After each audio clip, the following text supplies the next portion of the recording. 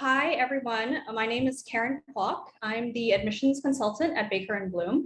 So I specialize in US colleges as well as boarding schools.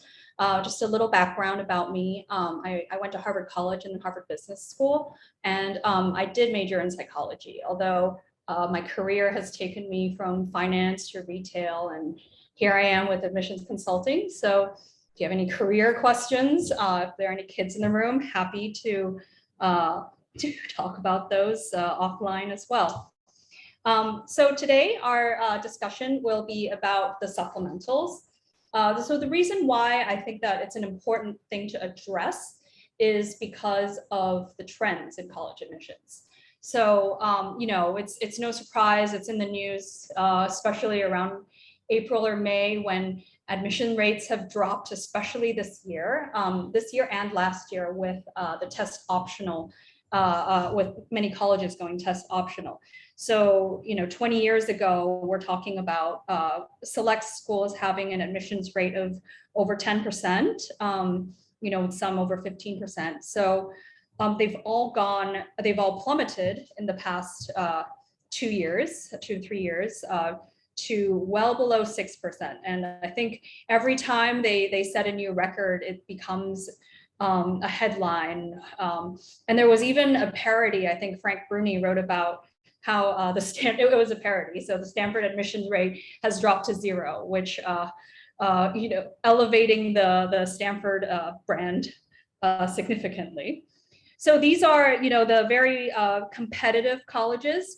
I do want to draw your attention to some other colleges that are on a lot of Hong Kong students' radar: USC, NYU, BU, and potentially Carnegie Mellon. So 20 years ago, they range anywhere from 25 to 40%. And in recent years, it has gone down significantly. So BU has consistently gone below 20%. And USC and NYU, these are certainly quite popular for Hong Kong students because of its location, especially NYU for us city folk. But they have gone to about 12% in the past 2 years. So a little bit of facts and figures.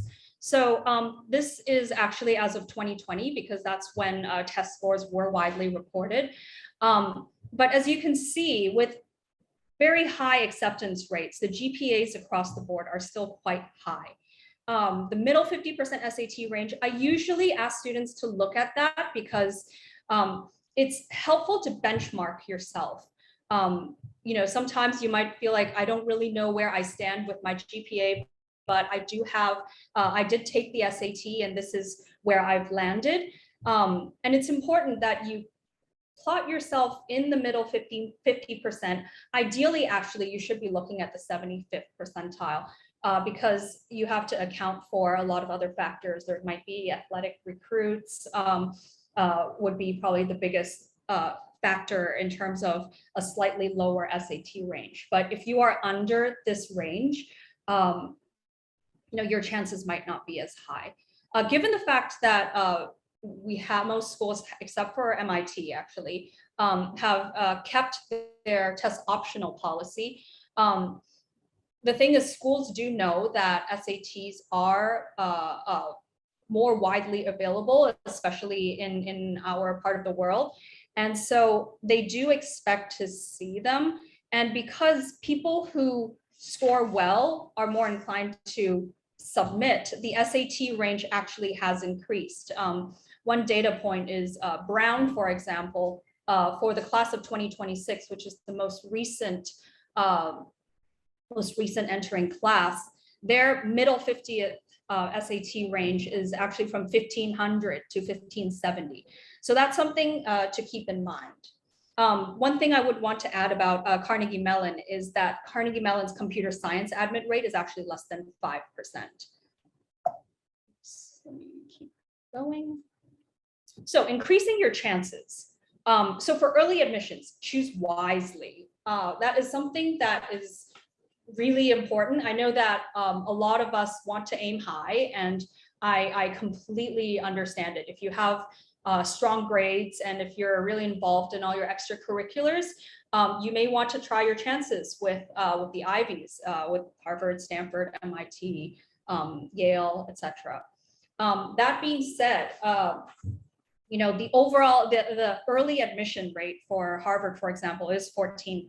So people are still trying to apply early and trying their hand at it, but the admit rate is actually similar to what it was 20 years ago, which means, and since it is early action, they don't actually feel the need to fill a class, and they don't get to manage their yield, which is something I'll talk about a little later.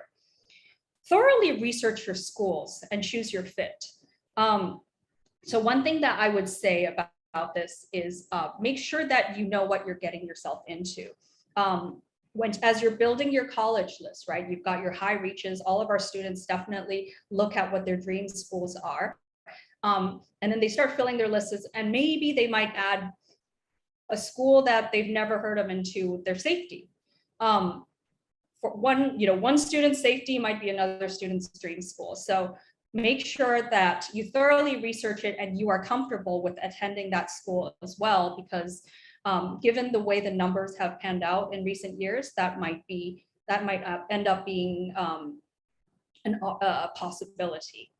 And to increase your chances, definitely communicate your fit to the school. And this is why we're all here with the supplemental essays. That's certainly the most reliable way to communicate why you personally are a strong fit to the school.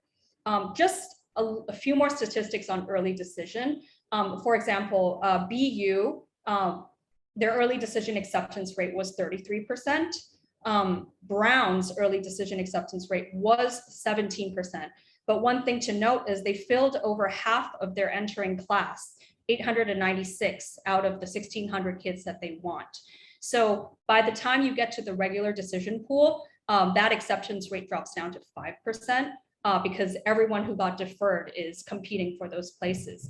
So if there's any advice you could take away, I would say choose your early admissions schools. And if you can find a school to fall in love with, really consider early decision, because it helps you, and you're done basically for the rest of the school year. Next slide.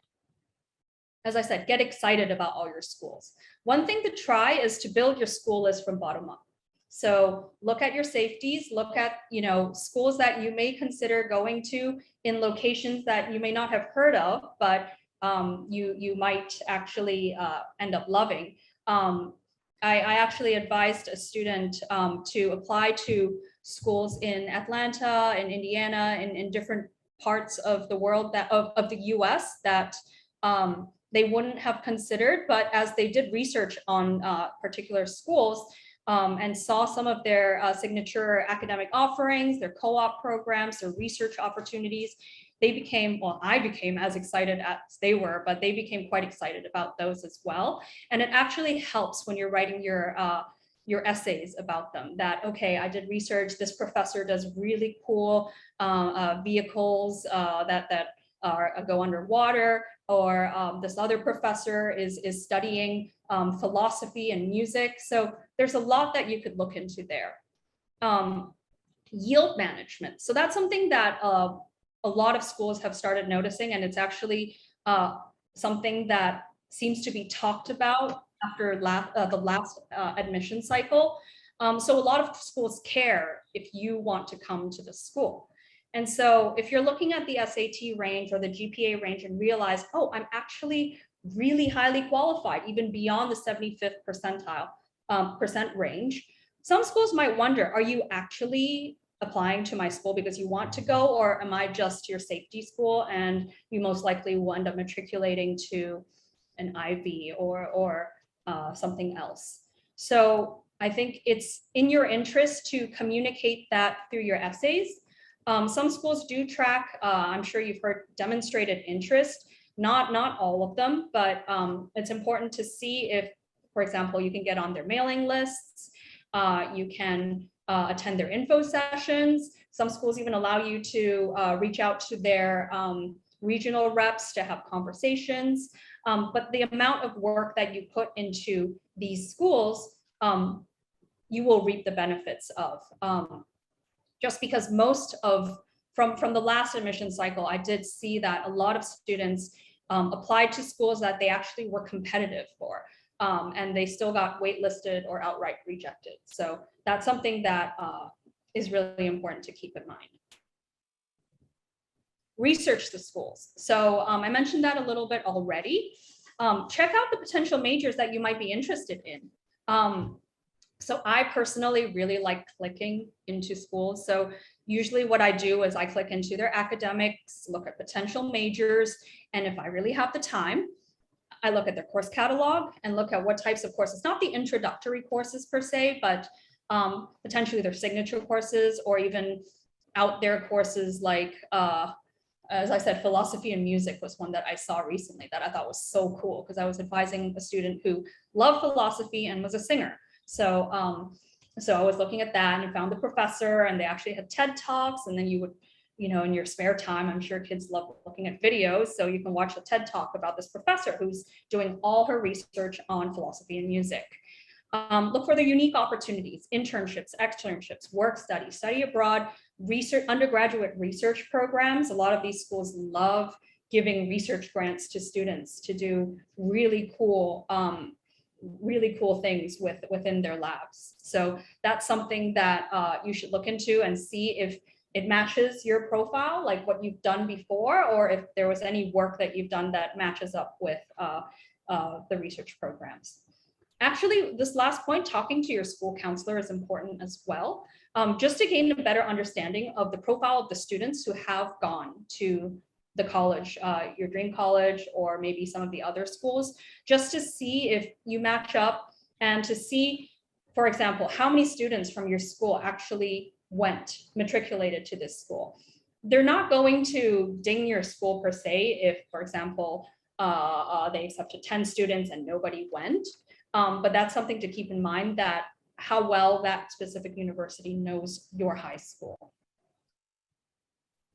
All right, let's move on to supplemental essays and kind of getting started on your application. So the reason why I put so much emphasis on supplemental essays is I do notice a lot of students placing a lot of emphasis on the Common App personal statement, which is very important as well. It is the opportunity for you to showcase your personality, a slice of who you are. I mean, I'm sure you've all read the books on how to write a compelling essay, the Costco essay about going through different aisles and getting different ideas, philosophy, physics. That is great. You do spend a lot of time on that. However, they then tend to neglect most of the supplemental essays. And colleges definitely can notice that. They definitely see, okay, you know, the Common App essay is written beautifully, but the supplemental essay just felt like they didn't even make an effort. They didn't even try. They just talked about how they're so excited about going to this school and wearing purple and gold. And it's a pretty generic supplemental essay. That's the why us essay that you want to write about.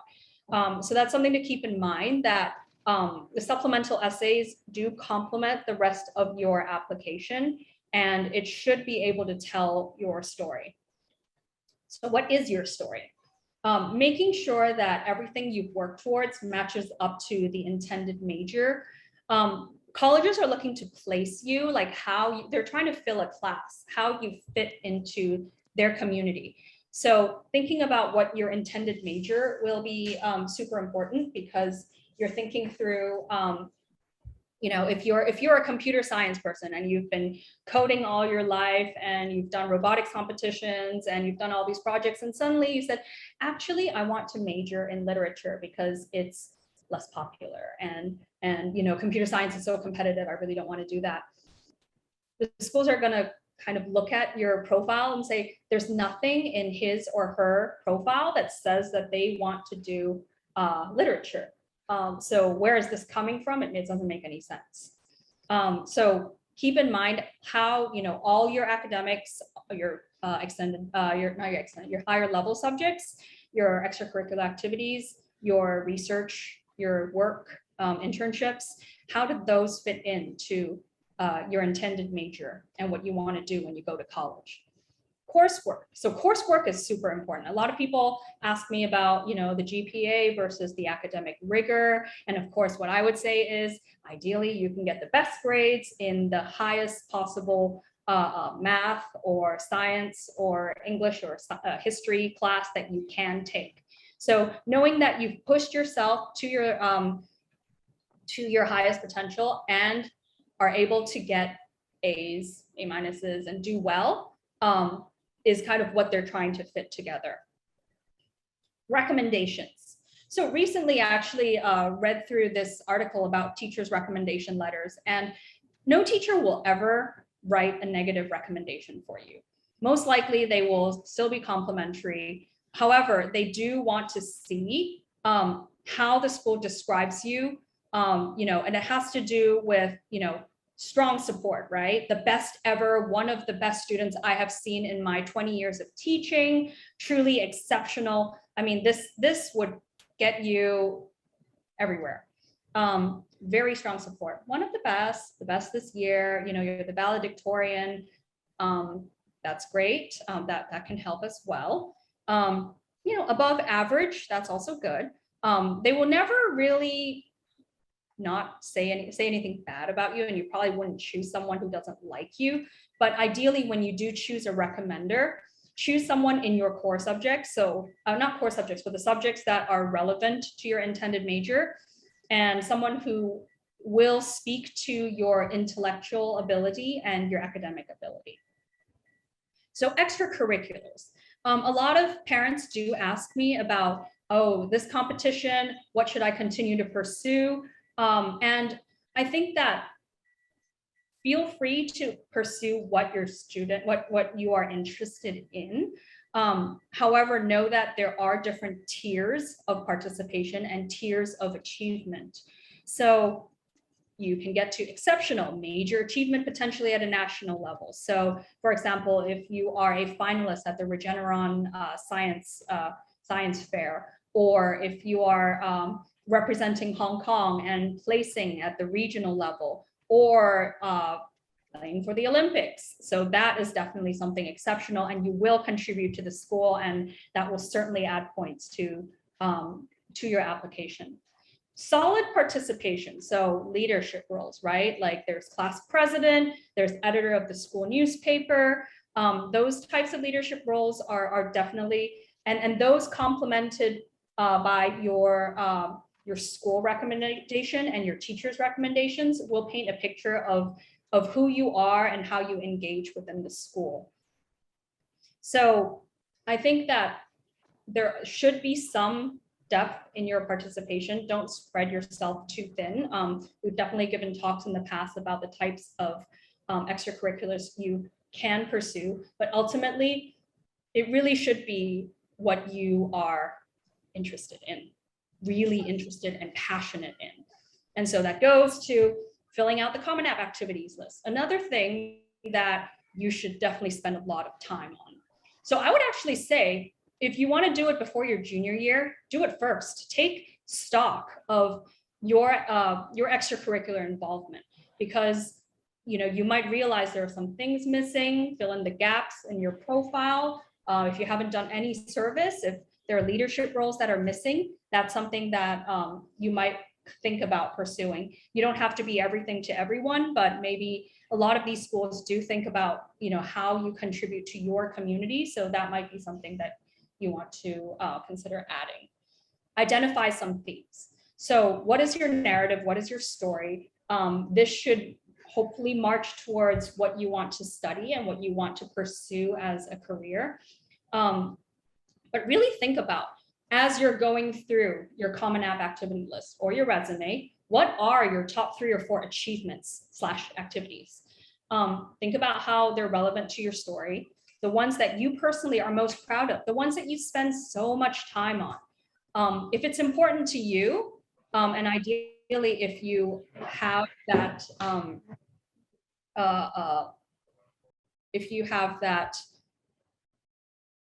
national higher level involvement, that is definitely something that you should put in within your top 3 activities. Another pro tip for your supplemental essays, work on your UC application. So I actually think that, yes, you have to write 4 350-word essays that about quite a lot, but you really get to think about what your supplemental essays may ask of you, and you might be able to repurpose some of those answers. So usually most of my students work on their UCs, work on their supplementals, and obviously, because the Common App takes longer, we might be doing those at the same time.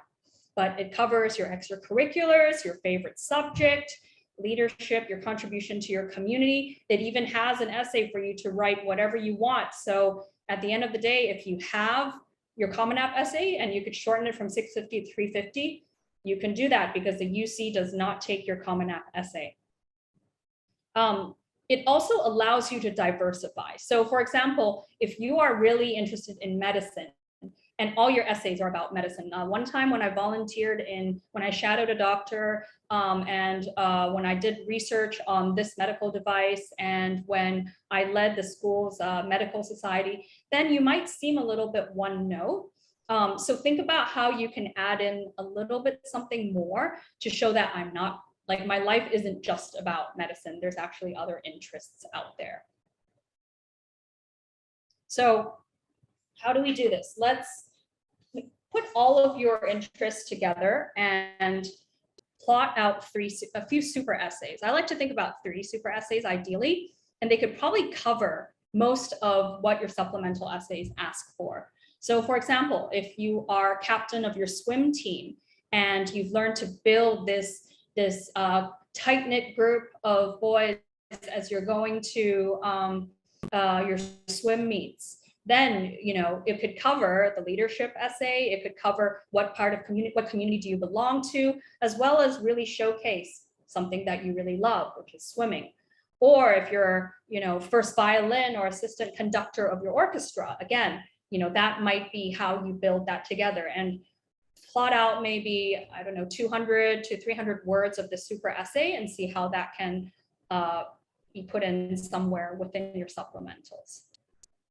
Subject selection, your area of study. So potentially you might have a special project or research that you've worked really hard on. A lot of parents ask me, oh, is this actually going to help the application? And it goes in your activity list, and the reflection that you go through by thinking about the special project that you did, what you've learned, what you've pursued, how you spent this much time on it. And maybe there's a little bit of creativity and problem solving in there that you can talk about. Extracurricular activities, of course. Is there a service element to it? Are you giving back to your community? It could be a service trip somewhere.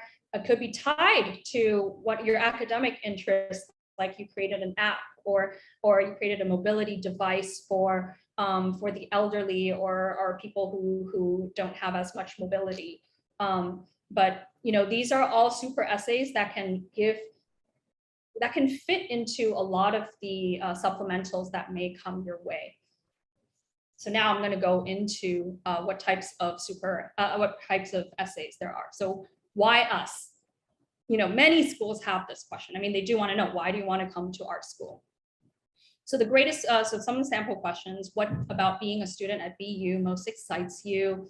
Please share with us why you consider Duke a good match for you. Is there something in particular about Duke's academic or other offerings that attract you? Claremont McKenna, why do you want to attend CMC? So as you can see, the word count isn't quite a lot. 250, you do need to be super concise.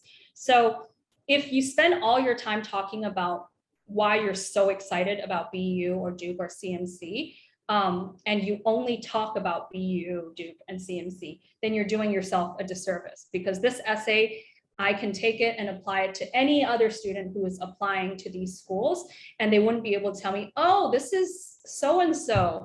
So what I usually like is why you in particular, and your university. And so this is where your research and your super essays come in handy. What kind of projects have you done? What higher level subjects did you pursue? What was your extended essay about? And is there anything that aligns with these universities? Maybe there's a cool professor at one of these schools that specializes in aquatic plants, which is what you're interested in because you actually have gotten certified for the highest level of scuba diving. And while you were scuba diving in Hong Kong versus in Phuket, you noticed, the underwater plants are growing differently, and you decide to do a special research project on that. And if that is relevant to a professor at one of these schools, then you can write about that there. So here's a sample for a student who was applying for a STEM subject. So I'm especially excited about the vertically integrated projects program. Why are they excited? Because they led the robotics club, and through their coding, their interest in coding, they developed the robot's capabilities for underwater exploration for the annual ROV competition, which is remote operated vehicle. Particularly interested in this professor's robotics designs team, as it focuses on developing these vehicles, which allows me to expand on what I have already worked on. So this student is able to talk about what he's excited about for this particular school, and he adds in all the experience that he has done with his own extracurriculars and within what he's learned in computer science, and talked about some of his accomplishments and also named a professor there. So clearly he's done the research and he's able to apply it. I think it's helpful to show that he really did his homework about this school. Area of study. So there's a great UC version of this. Think about an academic subject that inspires you. Describe how you furthered this interest inside and or outside of the classroom. So if these schools don't have this essay, you can always lump that back into why us. The Duke essay, for example, is about the academic offerings that Duke has. So what is the subject that interests you? And ideally, you're talking about your potential major. I actually also like it when students use this to help guide their UCAS personal statement as well, because I think there's quite a lot of overlap there. You can talk about your research, again, your extended essays, work study programs, interesting coursework. And so a lot of other colleges do that as well. So you've got the 350-word UC version where you don't need to tie it back to the UCs because you're applying to all the UCs with this one essay, or one of the four. But you do have to edit it so that it applies to Columbia or USC. So the 350-word essay that you wrote probably needs to get pared down to 100, 150 words or so. Well, actually, in the case of Columbia, potentially 100 words. And then you talk about what about Columbia's STEM program, or Columbia's philosophy program, or Columbia's psychology program that you might be interested in. USC obviously has a bit more word count, and you can talk about your first and your second choice major selections, which is fantastic. But again, it's why you want to explore them at USC specifically. So they're almost guiding you to make sure that you are answering the question and doing your research on the school. So besides computer science, I also want to further pursue my passion in the arts. And so this student talked about his minor program. So here he discussed why he wants to major in computer science.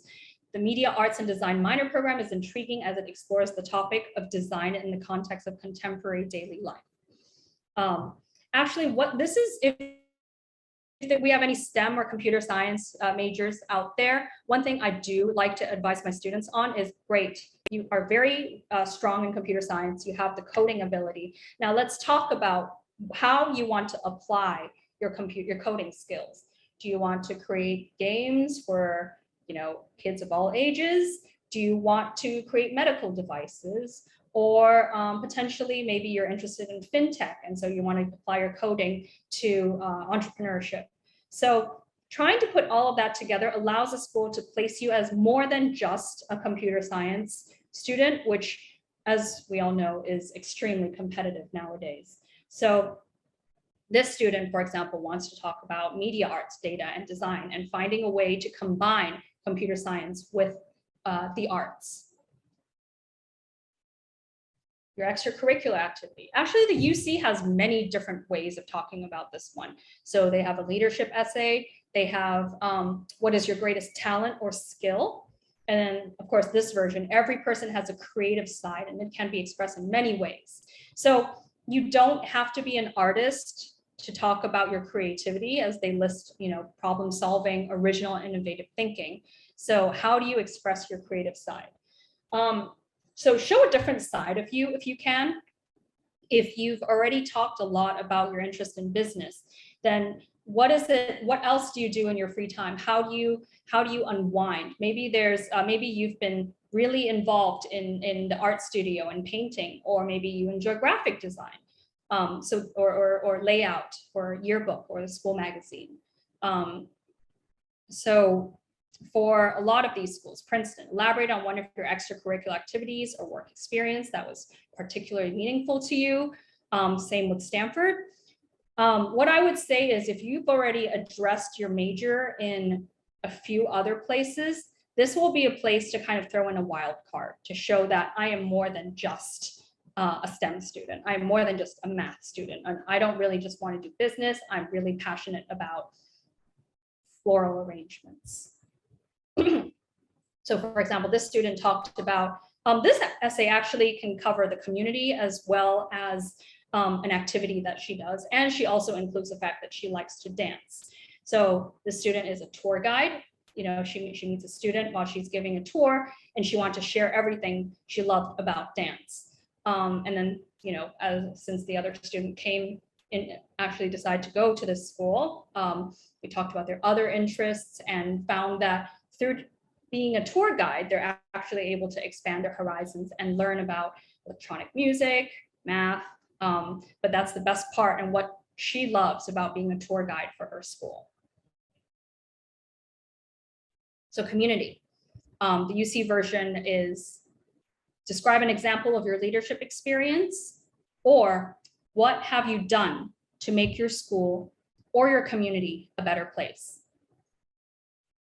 Michigan, this essay has been around forever. Everyone belongs to many different communities and or groups defined by geography, religion, ethnicity, etc. And then NYU. Actually, this is a new essay. NYU's essay used to always be, why do you want to come to NYU? And they might actually have gotten sick of the fact that every year they have to hear about, oh, New York is a great city. So given maybe what everything has been going on, they decided to talk a little bit more about coming from a different background and understanding and gaining a better understanding of each other. NYU's word count also went down significantly. Their essays used to be 400 words, now it's 250. So it's actually quite interesting when you see schools' essays evolve like that. But at the end of the day, the question is, how do you fit into this community? What are your values? And how do you think about who you are and how you will end up fitting in? So this is a really interesting essay that a student of mine wrote for a school in Atlanta, actually. So they, talked about living in Hong Kong, right? I think many of us live in Hong Kong, but then they might speak with a British accent sometimes, or they might speak with an American accent, or maybe the accent is all over the place, but he's actually Taiwanese, but he lives in Hong Kong. So technically he can identify with all these different communities. But what I really like with what he wrote was, he'd rather assimilate into a global community, especially the fact that because of how Hong Kong is relatively conservative and homogeneous. And so he's addressing some of his shortcomings and the things that he has to work on. And I think that really worked for the school that he was applying to. So a few do's and don'ts, and potentially, some parting words that I'd like to give.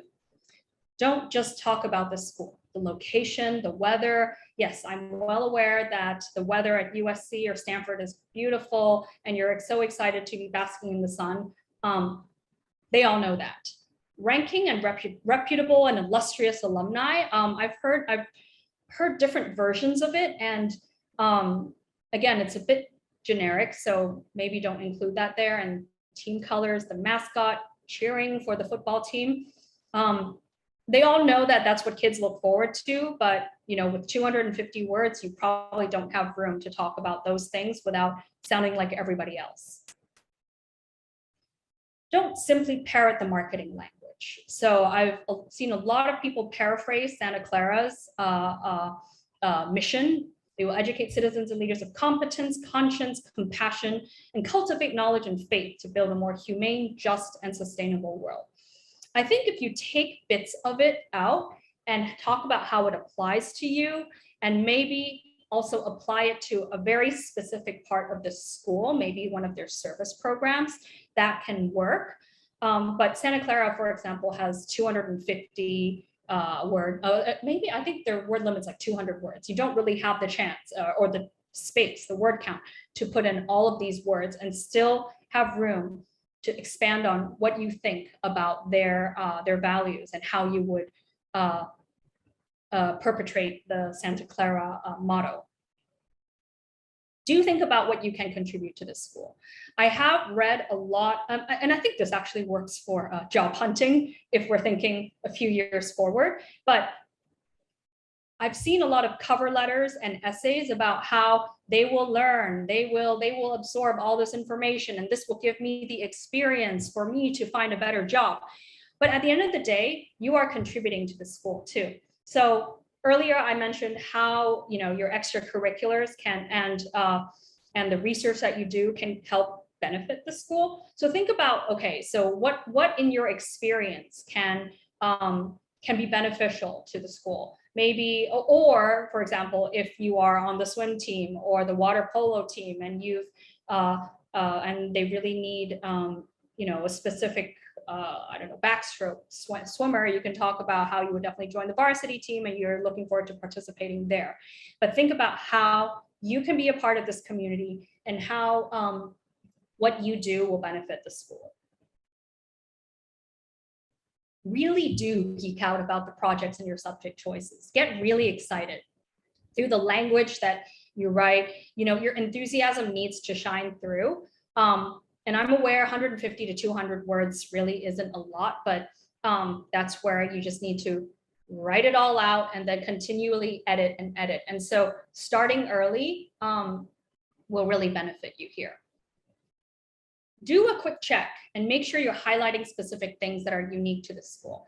A lot of schools joke about the find and replace essay. So for example, if you have written a whole essay about how awesome the school is, and the only thing, like if you changed USC for NYU and it reads as the same essay, you haven't done enough homework. So make sure that, okay, I need to change, the specific maker space in Brooklyn, or the marine biology center at USC. So those are things that are specific to those schools that you make sure that you put in there to show that I actually have done research. All right, so that's basically, oh, sorry. If you are pressed for words, choose substance over style. So usually a lot of these essays nowadays is between 50 to 250 words. It really isn't a lot of space. And I know that they always talk about try to hook your reader, but make sure that you have the substance before you add in the reflection, the thoughts, the adjectives, the adverbs. So it would be in your voice, but it doesn't have to be overly florid as well. All right, so I know that actually there were two questions that were submitted earlier before the talk. One was, do I work with boarding school students? And the answer is yes. Each year I have about, I would say maybe 2 students or so. I've worked with students from Milton, Lawrenceville, Andover, St. Paul's, just in the past few years. So, we usually make our timing work. So usually, I think we usually meet my mornings, which is their evenings. And then the second question is whether a consultant is really necessary.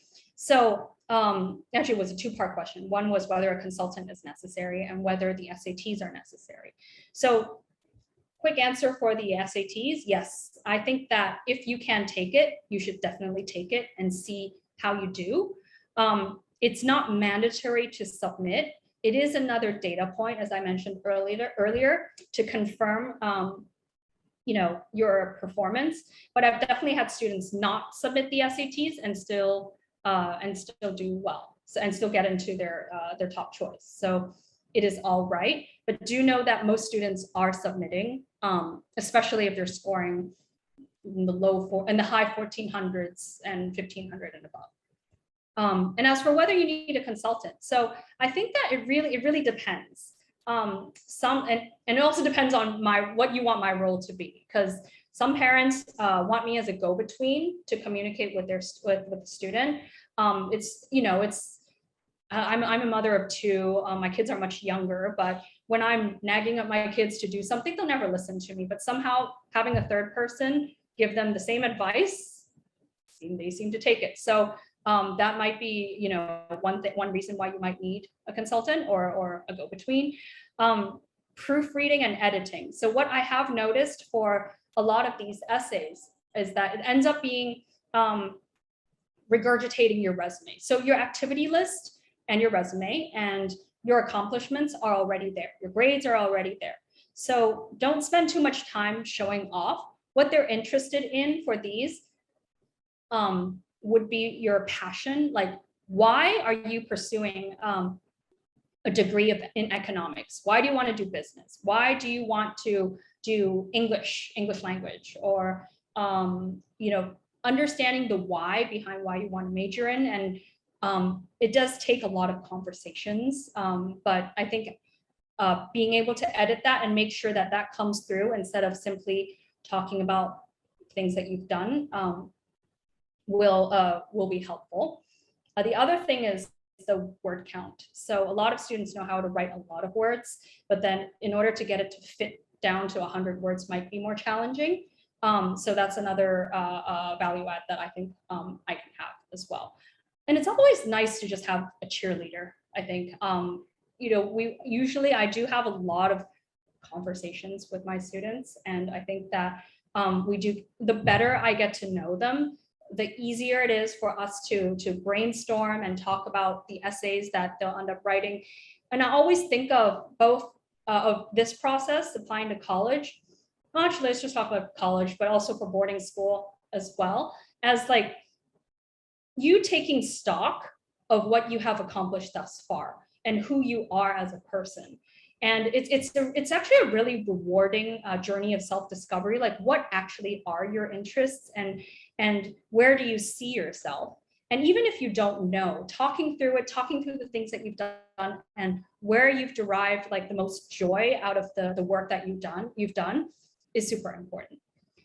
So long and short of it, a consultant is not 100% necessary, but I think there are benefits to that as well. Floor is open for questions if you have any. And feel free to just mention to ask the questions on the chat.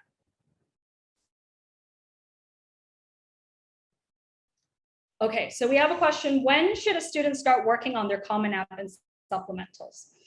So my current batch of students have been working on their Common App since April, maybe March or April, early spring. It takes a while. And I have to say, even for my best writers, like, we have scrapped entire versions of their essays. And we've just done multiple rounds of brainstorming, rewriting, asking some questions, understanding, is that really the side of you that you want to present? Does this really tell your story? So we start in April, knowing that everyone's super busy with, your UPGs, with AP exams, with standardized tests. So Common App starts first. In the summer, we might end up writing the supplementals and the UC essays if the students are hitting writer's block for the Common App. So sometimes that type of brainstorming and writing allows them to think of, oh, there's another thing I do want to mention in the Common App. So just kind of to understand the timeline a little bit, the deadline for early is November 1st. So if you are applying to somewhere ED and then maybe two other early decision and two other early action schools, that's quite a lot of work that once you start school in mid to late August or early September, we're talking about 6 weeks to crunch time. So 6 weeks to the deadline. So ideally, we are starting as early as possible, doing the brainstorming, getting the essay to 80% done, and then refining.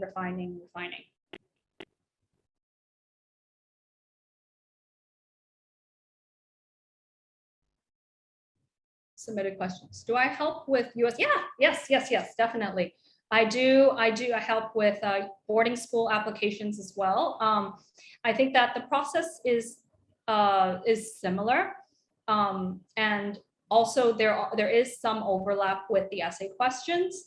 So so yes, I definitely do help with US boarding school applications as well.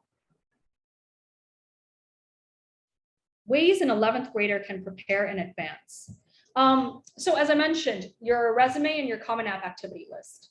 I actually think that getting those, because the activity list, just so for everyone to know, you are very limited in how much you can write.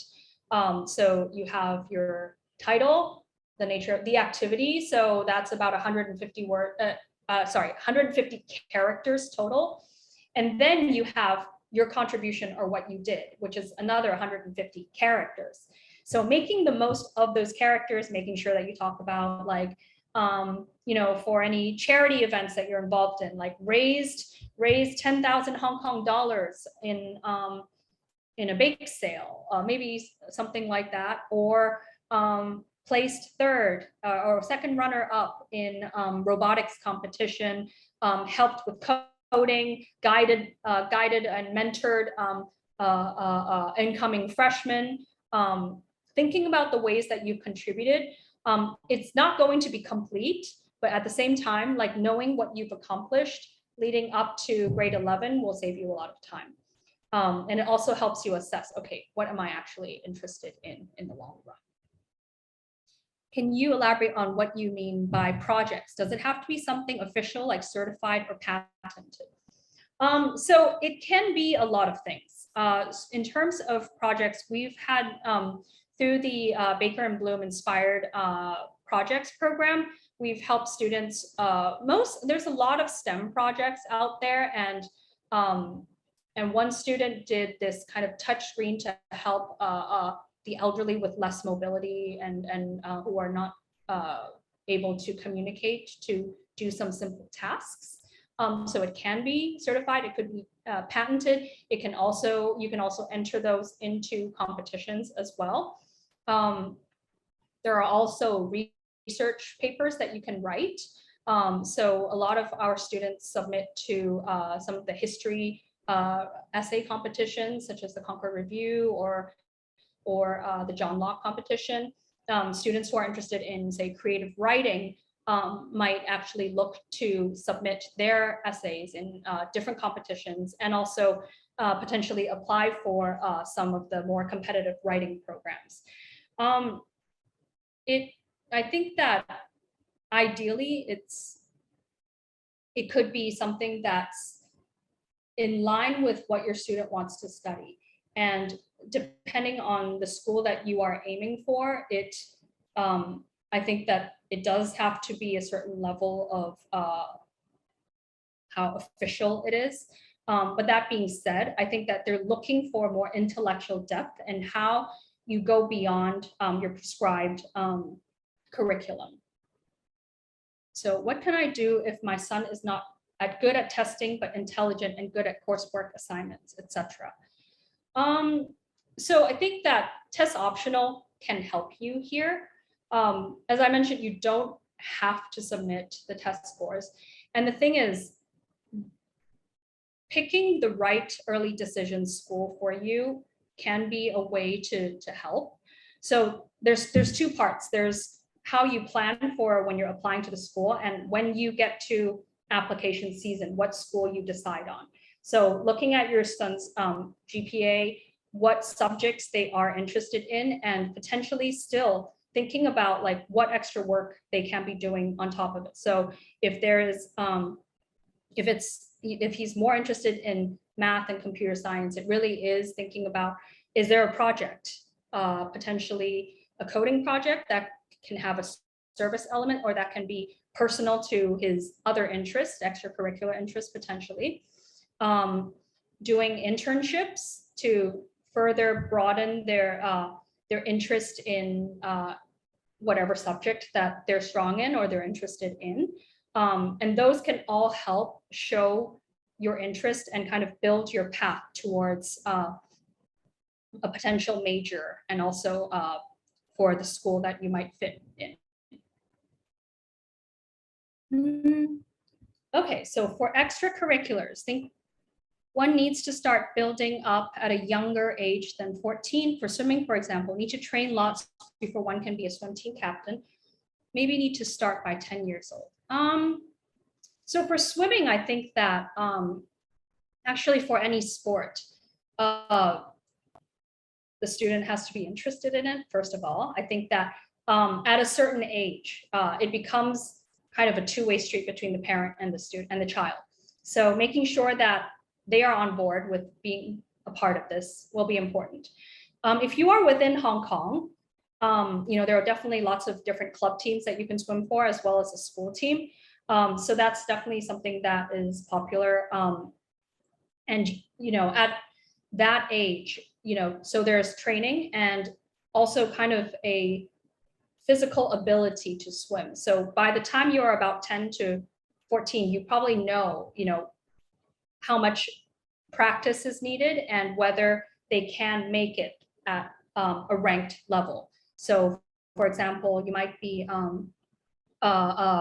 ranked, the 10th within Hong Kong in 50-meter free stroke.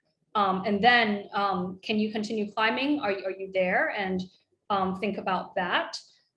In terms of team captain, I think that it has to do with whether your child is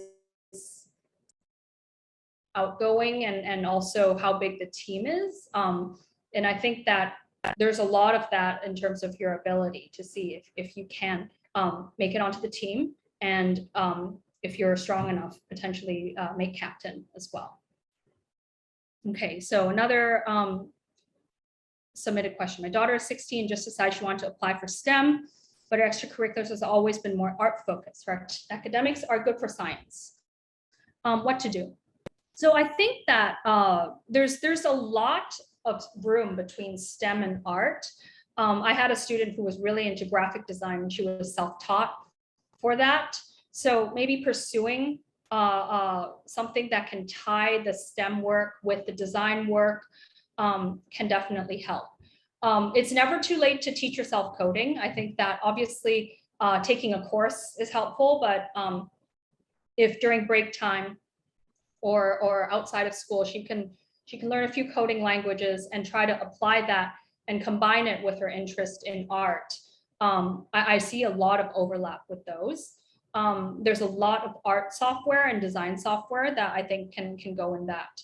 An interesting school, as I mentioned earlier, was Carnegie Mellon. They do have a BXA program. Look into potentially what students there do. The expectation is that there is a strong fundamental background in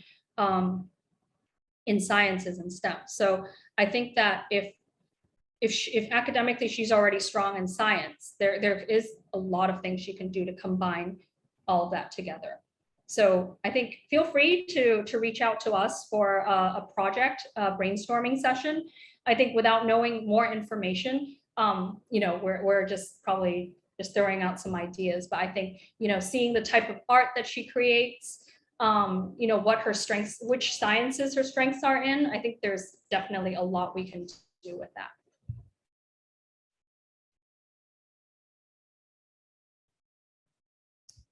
Any other questions? Last call.